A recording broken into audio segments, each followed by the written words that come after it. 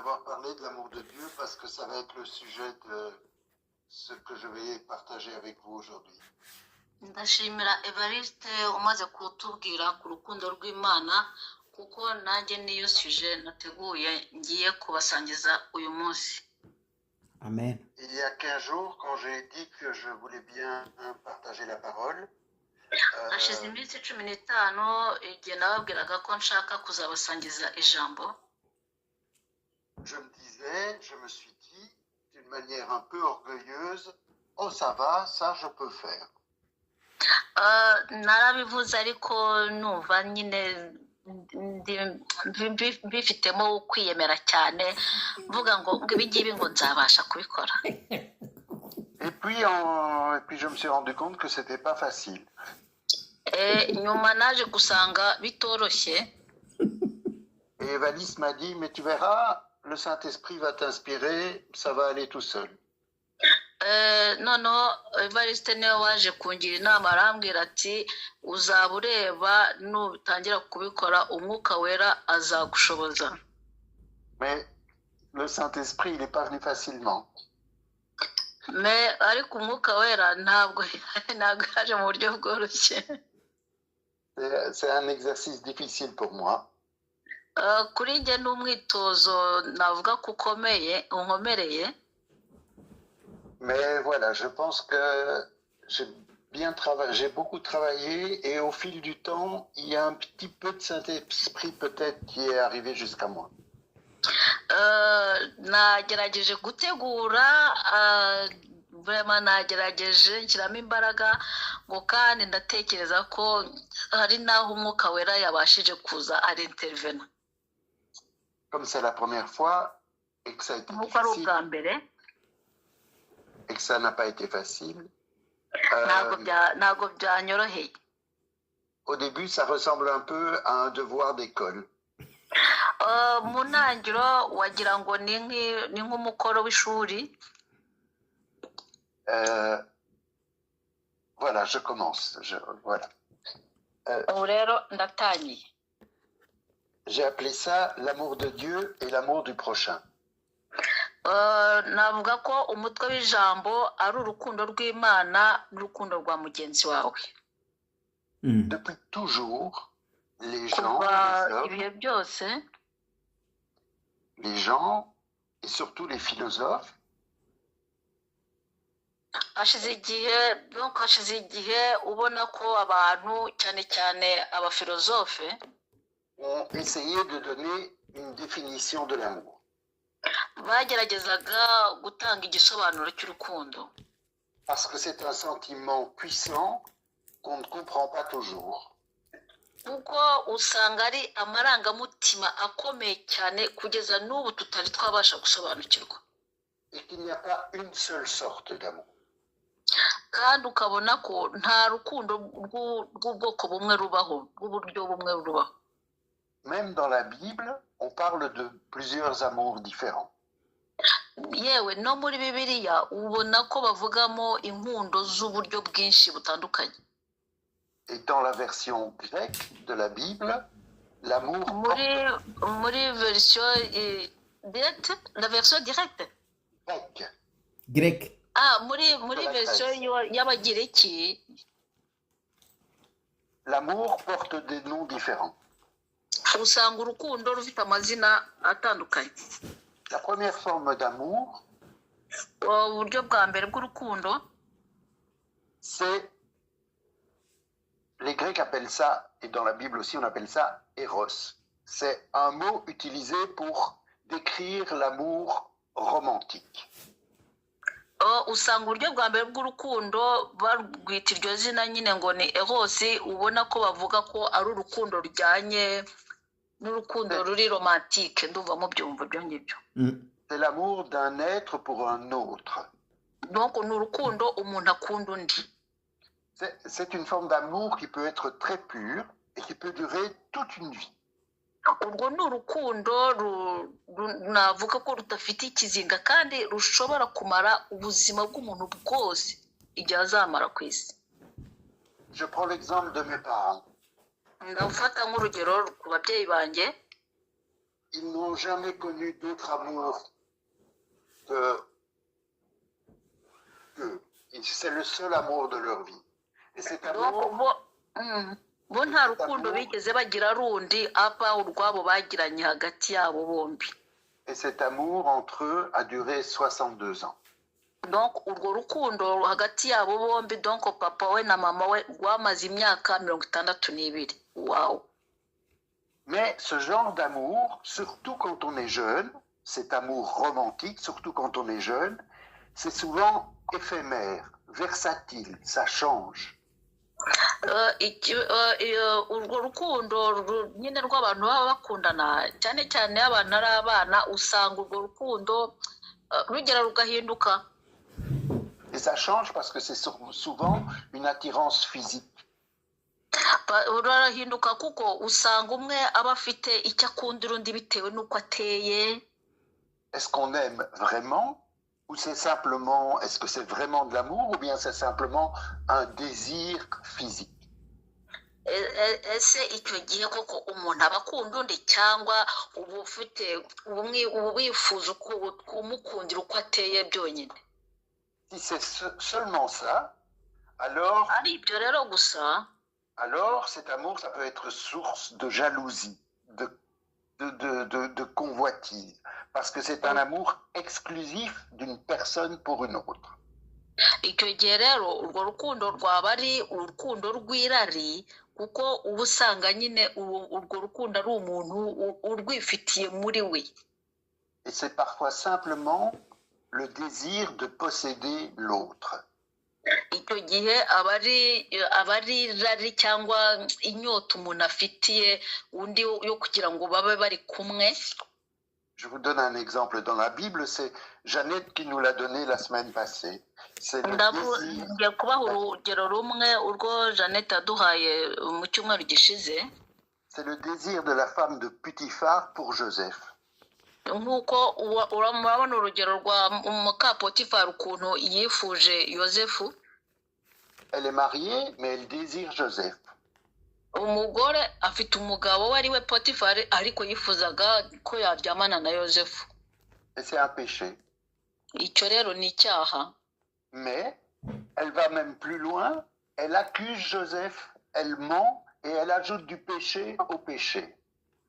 We yanageze kure atangira kurega Yosefu, donc yongera icyaha ku kindi. La deuxième forme d'amour, ça s'appelle philia en grec, mais c'est pas important, c'est l'amour de ses proches, de ses amis.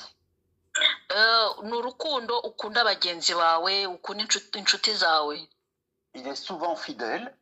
Moi, j'ai des amis depuis 50 ans et même plus. Urwo rukundo ruba ari urukundo rw'ukuri. Et il peut même dépasser la mort, j'ajoute, parce que il y a des amis que j'ai perdus, mais qui sont encore dans mon cœur et dans mon esprit tout le temps.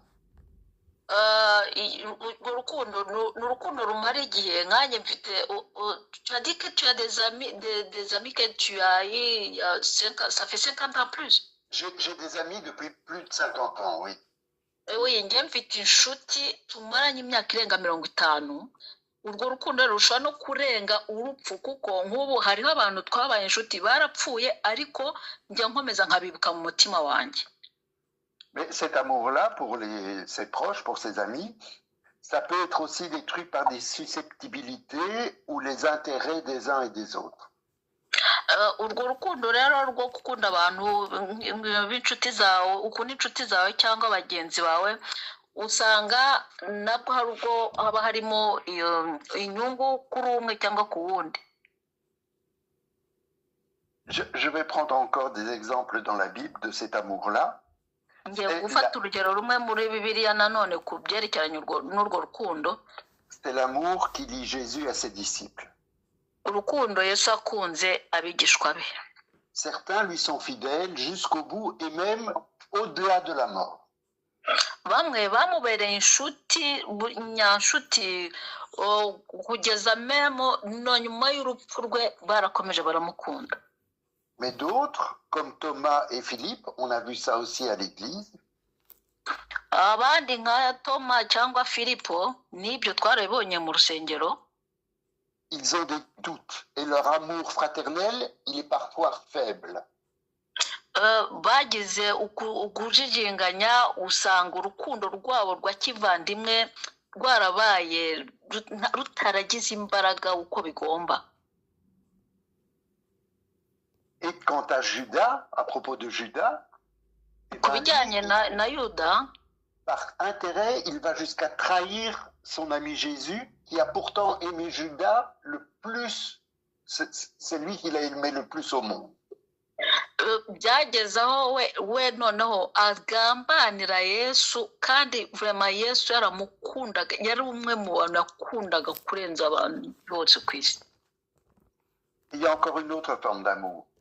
Hari indi forme y'urukundo, hari ubundi buryo bw'urukundo. C'est l'amour d'un parent pour son enfant. Urukundo rw'umubyeyi ku mwana we. Ça, c'est un amour naturel, inconditionnel et parfois aveugle.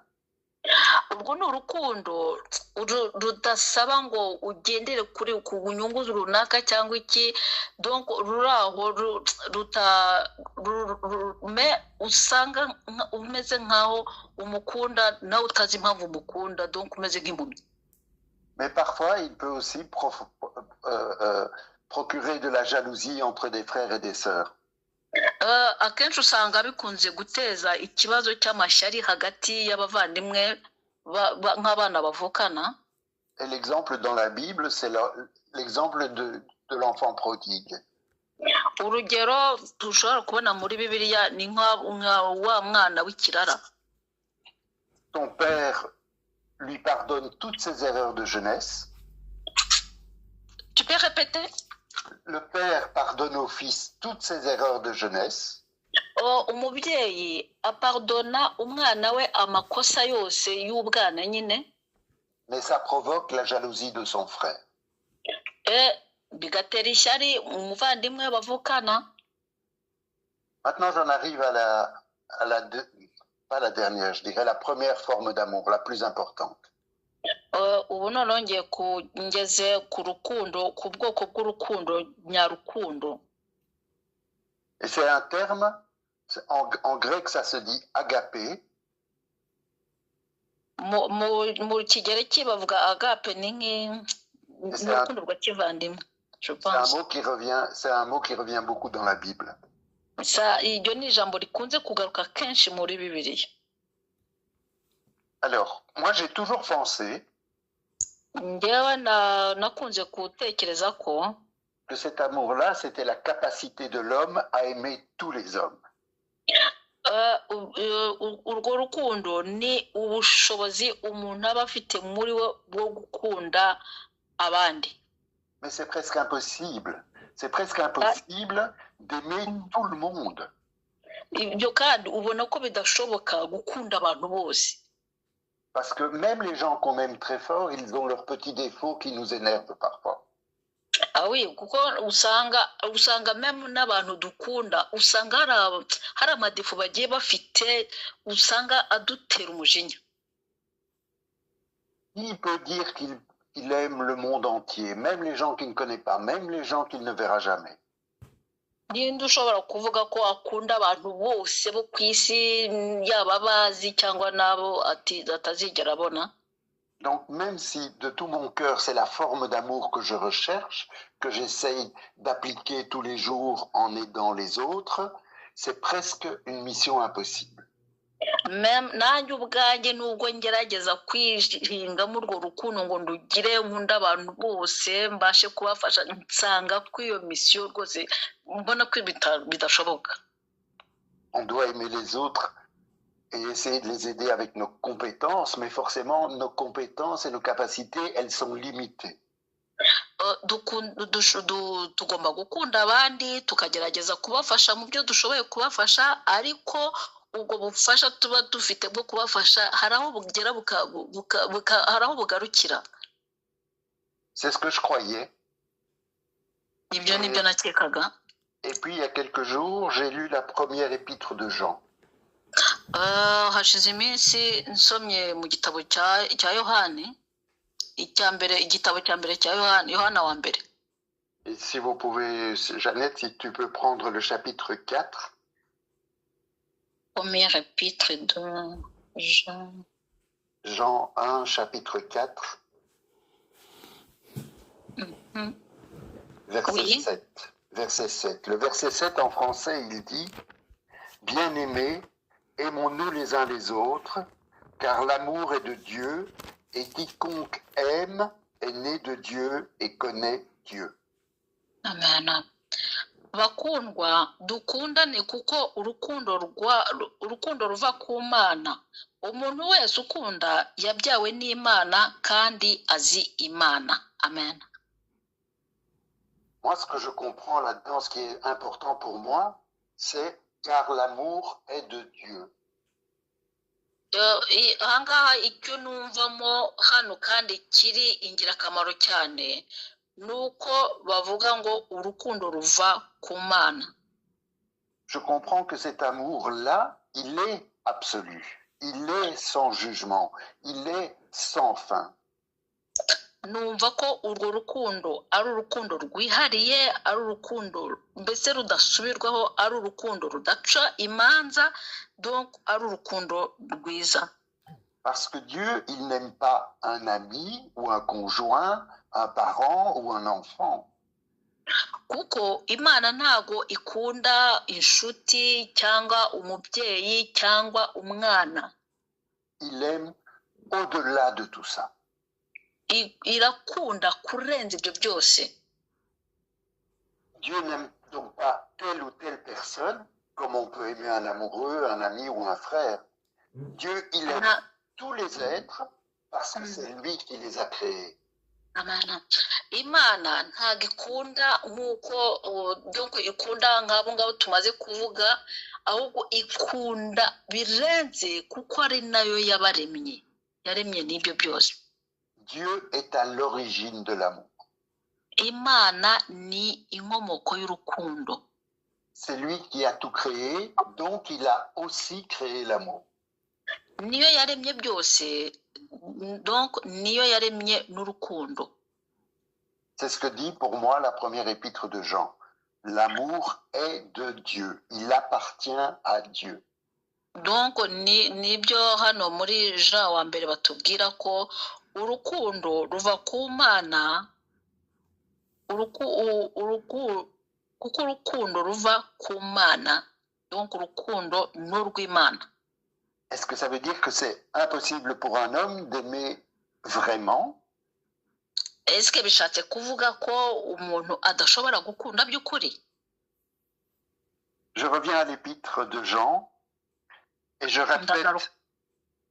Vas-y, vas-y. Pardon?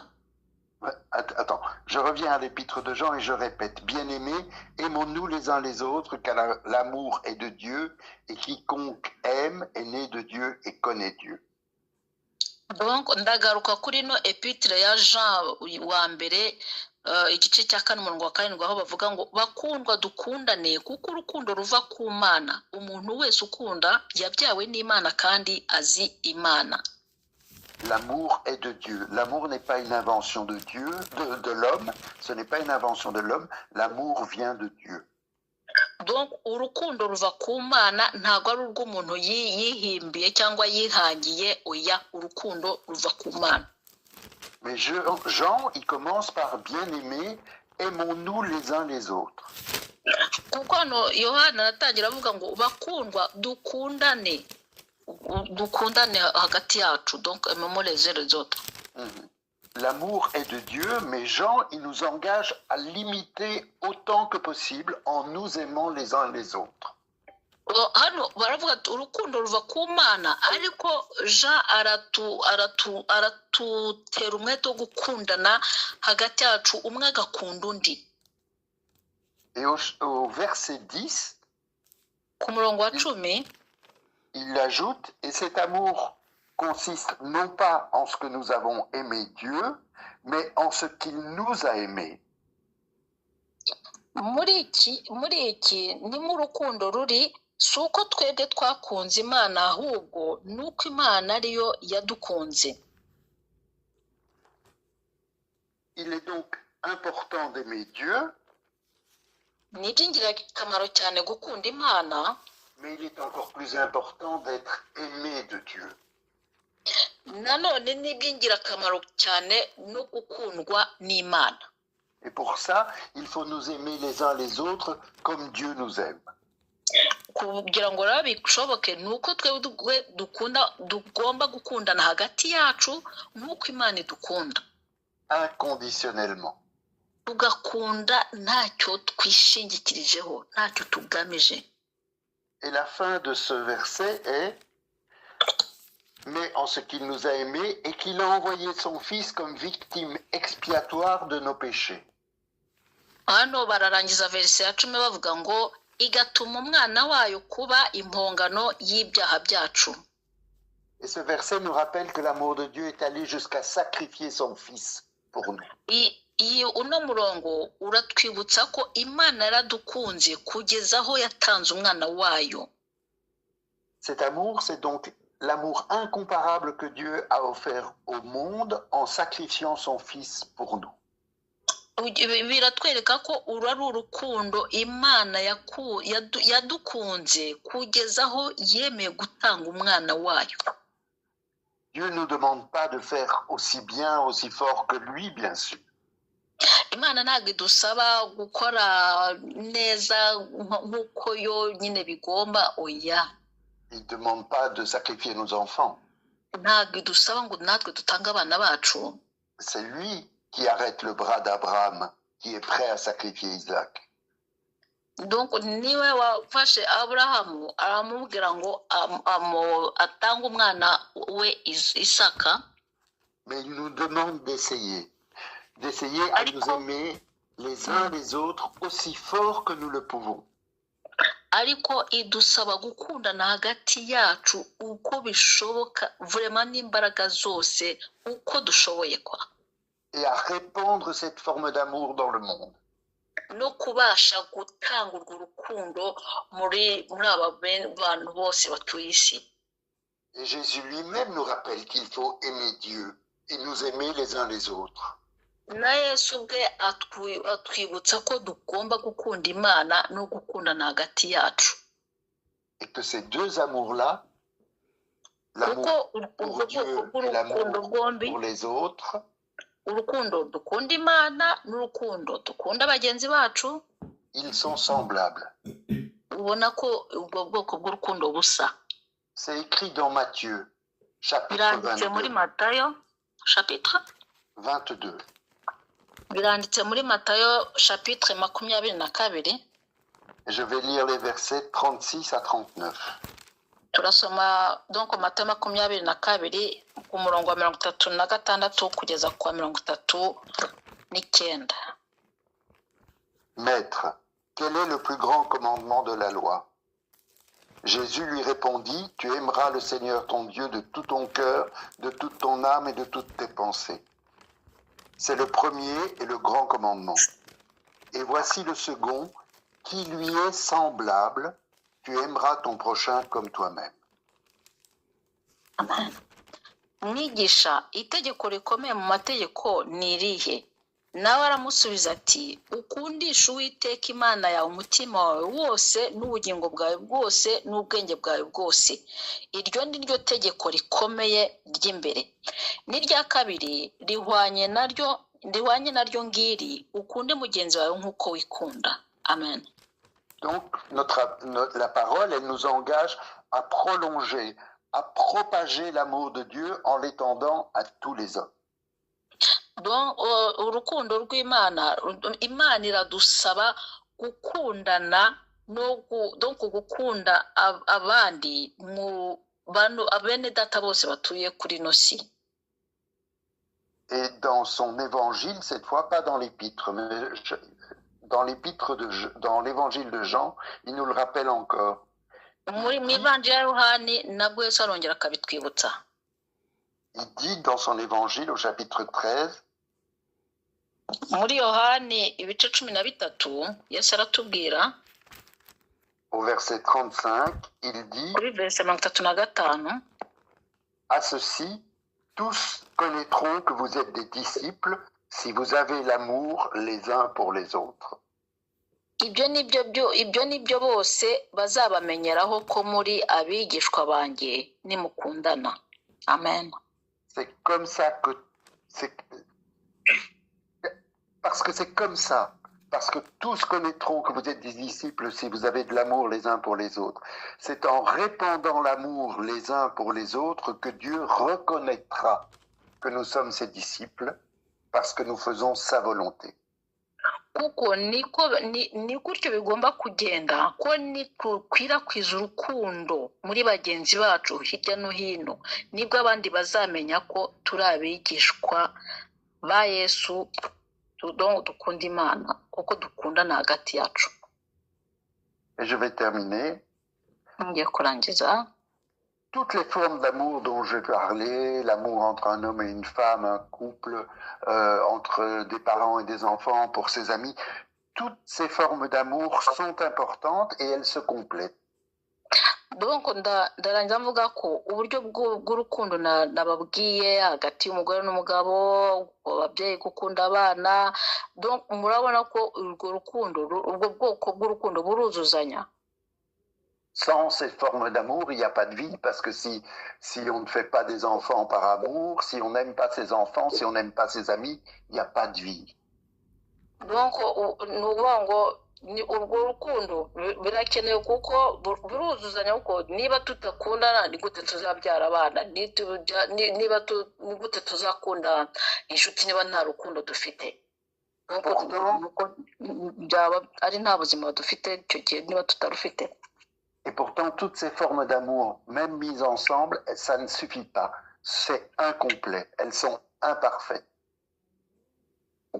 Yewe nanone ubwo bwoko bw'urukundo tubushyize hamwe usanga nanone hari ikibura, butuzuye. Il faut encore aimer plus fort, plus loin, plus grand. Tugomba nanone gukunda cyane, tukabishyiramo imbaraga kandi tukagura urwo rukundo. Il faut viser l'amour universel. Ni ukuvuga ngo tugomba gukunda urukundo rufite umwihariko, rw'umurongo umwe. Et cet amour universel absolu, c'est Dieu. Urwo rukundo rw'ubumwe bwihariye ni Imana. Parce que en nous aimant les uns les autres, comme Jésus est venu nous le rappeler, c'est à Dieu que nous obéissons et c'est Dieu que nous suivons. Kuko mu gukundana kwacu hagati yacu, nk'uko Yesu yabikomeje kubitwibutsa, niko kwerekana ko dukunda Imana. Voilà. Voilà.